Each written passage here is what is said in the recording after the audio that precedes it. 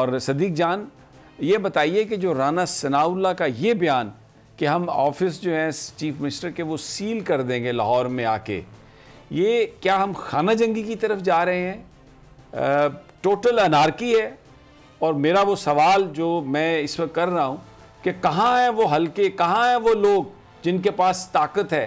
क्या वो ये सब कुछ बैठकर देखते रहेंगे और उसे होने देंगे? देखें समीम इब्राहिम साहब, मैं कोशिश होती है जब आपके प्रोग्राम में बैठूं तो कोशिश होती है मुख्तसर बात की जाए, लेकिन मैं सिर्फ आपसे 2 मिनट इसलिए लूँगा आज कि आज मैंने हुआ ये कि अभी जब 7 बजे वाला हमारा प्रोग्राम चल रहा था तो उस ब्रेक में मैंने वैसे ही ज़रा ख्याल आया, मैंने कहा आज की ज़रा ख़बरें लिखूँ, तो फिर हम दोबारा ऑन एयर आ गए तो वो मैं मुकम्मल नहीं बता सका था। मैं वहीं से शुरू करूँगा। ज़रा मैं सिर्फ आज के दिन का समीम इब्राहिम साहब आपके सामने रखना चाहता हूँ कि आज के दिन की कुछ ख़बरें, इससे आपको अंदाज़ा होगा कि ये रजीम चेंज के ज़रिए मुल्क के ऊपर जिनको मुसल्लत किया गया, जो कुछ करने वाले थे, करवाने वाले थे, हुकूमत देने वाले थे, हुकूमत लेने वाले थे, हुकूमत को अब तक चलाने वाले हैं, उन्होंने मुल्क के साथ कर क्या दिया है।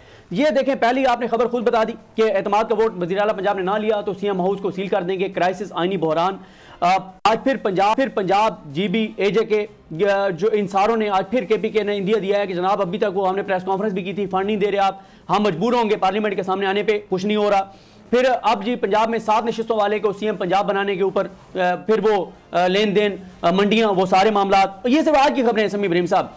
असम्बलियों की तहलील का मामला, एतमाद का वोट लेने का मामला, अदम एतमाद का मामला, ये दोबारा अदालतों में जा रहा है। फिर उसके बाद बन्नू में जो CTD का जो सेंटर था वहाँ पर जो ऑपरेशन हो रहा था, वज़ीर दिफा साहब ने कहा कि ऑपरेशन मुकम्मल हो गया है, तहरीक तालिबान और दहशतगर्दों की जानिब से कहा गया जी नहीं हुआ। फिर उसके ऊपर ISPR की भी खबर आ गई कि अभी तक ऑपरेशन जारी है, दहशतगर्दी में मुल्क में इजाफा हो गया है।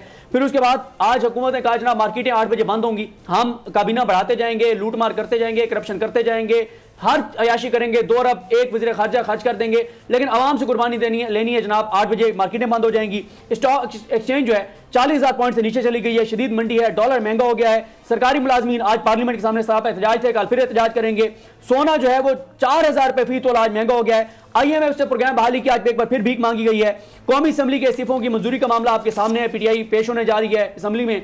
बिजली महंगी करने के हवाले से खबर आप देख चुके हैं कितनी महंगी होने जा रही है। गैस का एक तरफ बहरान शदीद हो गया है, गैस महंगी भी करने जा रहे हैं और नए कनेक्शन पर पाबंदी भी हटाने जा रहे हैं। बलदियाती इलेक्शन मुलतवी कराने की आज कोशिश की गई है। सलाल जरदान के हवाले से खबर आई है कि उनकी मुश्किलात मजीद बढ़ गई हैं मौसम सर्द होने की वजह से। तोशा खाना का रिकॉर्ड देने से हुकूमत ने इनकार कर दिया है। अरशद शरीफ साहब की शहादत के ऊपर जो JIT है उसका इजलास हुआ है। आजम सवाती की जमानत के ऊपर समाअत हुई है। PTI के खिलाफ आज इलेक्शन कमीशन में 4-5 केसेस की समाअत थी और हाई कोर्ट में 2 केसेस की समाअत थी। ये समीम इब्राहिम साहब मैंने आपके सामने रखा है सिर्फ आज की खबरों का खुलासा।